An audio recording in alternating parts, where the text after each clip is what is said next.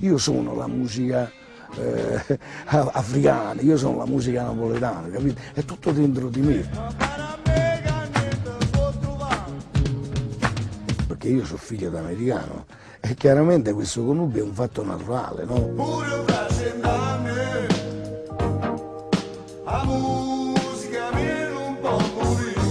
Ed era la prima volta, sì, che vedevo le persone di colore, però mio padre era proprio, insomma, un bello guaglione, era un bello guaglione.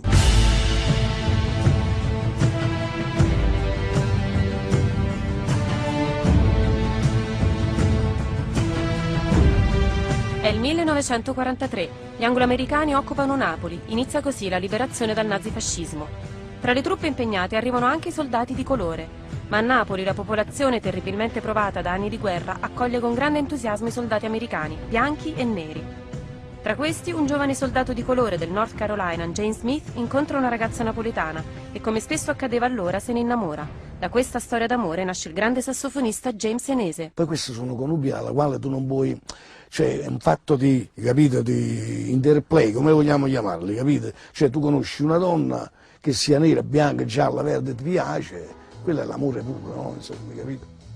Mio padre è stato fino a 2 anni con mia madre, no? Cioè mio padre quando si bisticciava con mia madre mi prendeva sotto il braccio e mi portava in caserma così, capito? Cioè mio padre è stato fino a 2 anni, 2 anni poi da allora. Mia madre scriveva, però poi le lettere ritornavano indietro oppure non ritornavano proprio, senza risposta, no? Perché allora ricordiamoci che l'America stava sotto sopra, insomma, capito? Si camminava da una parte i bianchi e da una parte i neri, figurate un po' come era impossibile che mio padre potesse portare mia madre in America. Alla fine della guerra sono molte le ragazze italiane che raggiungono i soldati americani nel loro paese, cosa impensabile per la madre di James, innamorata di un afroamericano che negli Stati Uniti subiva ancora le ingiustizie della segregazione razziale. L'avrei voluto conoscere, però poi capisco anche la sua dimensione, perché non è più comparsi, era sposato, non era sposato, si è sposato, però ha scelto la sua vita, io l'ho perdonato per questo, capite? Mi avrebbe fatto piacere, però è passato oramai. Per l'età che ho, no, dico, oramai è finita, no? Però va bene così, capite? Non ho nessun rancore, guarda. Lo capisco, lo capisco. James Senese è uno dei tanti figli della guerra, ma è anche la testimonianza di un legame forte e sincero con i soldati afroamericani che nel nostro paese vennero accolti come veri e propri eroi, mentre erano considerati dai loro stessi ufficiali bianchi soldati di serie B. In tempi di segregazione razziale venne creata la 92esima divisione, composta da 15.000 soldati di colore chiamati Buffalo Soldiers. Si trattava in realtà di un esperimento da parte dei militari bianchi per vedere se i neri erano in grado di combattere.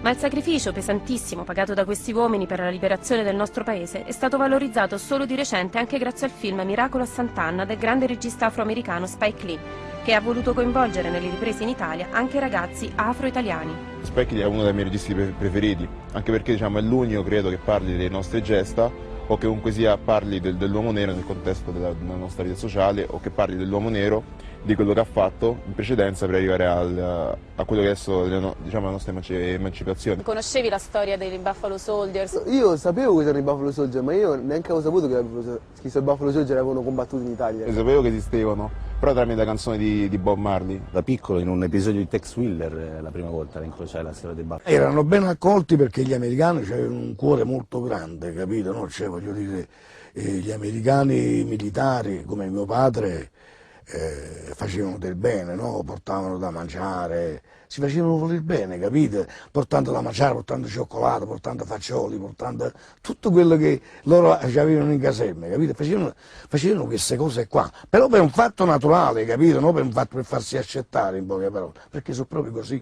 Nel vicolo dove stavo io, no, ad abitare a Miano, l'unico negro che c'era, nero che c'era, ero io e chiaramente c'erano molte difficoltà nelle amicizie giovanili, no? Quando ci bisticciavamo la prima frase che usciva all'altro era tu signi, state zitti, cose così. Al di fuori di queste piccole cosettine che succedevano fra amici, no? Poi l'infanzia è stata molto, molto dolce, perché io poi avevo un nonno che era, insomma, mio padre, capite? Mi ha cresciuto in un modo molto intelligente, non mi ha fatto pesare il fatto di essere di un'altra razza, no? In più l'ho scoperto dopo di essere di un'altra razza, capito? È difficile sentirsi italiano ogni tanto, veramente difficile. Tipo vai per strada, la gente si prende la borsa, tipo che c'ha paura che tu gli rubi la borsa. Ma minime cose, poi quando apro bocca sentono il mio romano, sentono come parlo così, ma come parli bene, oh, ma da dove sei, tutto così, ma si sente, là la cosa già diventa, però finché sto zitto, diciamo, e sembro un ragazzo qualsiasi immigrato, là il comportamento è quello. Adesso è molto più difficile, no? Perché ci sta questo fatto, questa immigrazione che non dovrebbe esserci, secondo me. Ognuno che arriva adesso da fuori, che sia bianco, nero, quello che è già malavitoso, perché viene giudicato in questo modo. Penso che non siamo in grado di gestire questa dimensione così grande, no? Che ci sta venendo addosso. Poi la politica fa tutto il gioco suo, no? Li vogliamo, non li vogliamo, li mettiamo a posto, non li mettiamo a posto, ma in realtà non è niente vero, capito? Noi, secondo me, non li vogliamo. Un percorso che noi dovremmo fare, secondo me, una volta per sempre, no? Quello lì di non guardare più il colore. Però purtroppo la società fa in modo che tu questo colore diventa un peso, capito? No? Diventano peso per forza. Nel caso di James Senese, la pelle nera e il suono del jazz impresso nei geni sono stati una vera e propria forza che si è tradotta in una musica all'avanguardia a metà strada tra Napoli e il Bronx. All'età di 12-13 anni io lavoravo un po' come tutti i ragazzini, no? Una volta il benzinaio, un'altra volta il muratore, un'altra volta queste cose qua. Poi ho sentito questo suono di strumento, perché allora non conoscevo ancora, no? Gli strumenti come erano fatti. Ho sentito questo suono di sassofono, che adesso lo chiamo sassofono, mi è piaciuto moltissimo, ho detto che cos'è, l'ho scoperto e me lo sono andato a comprare subito con mia madre.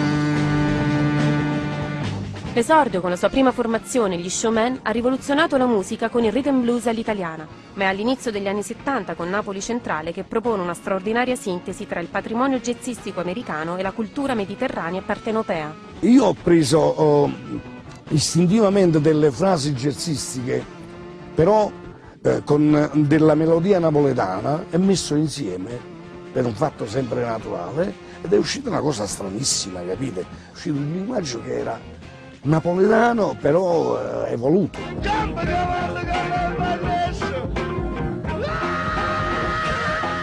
L'impatto è stato tremendo perché sembravamo dei pazzi.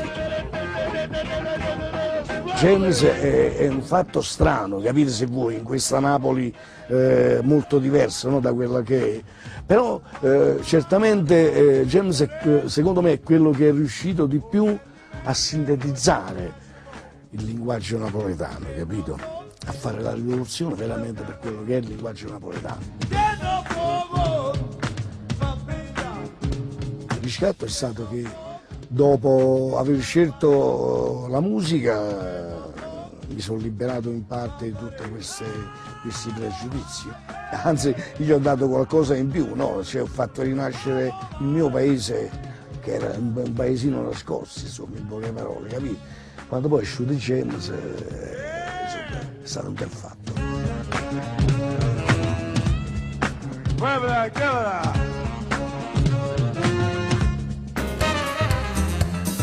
Io non sono blu, sono figlio della guerra, ho cercato inutilmente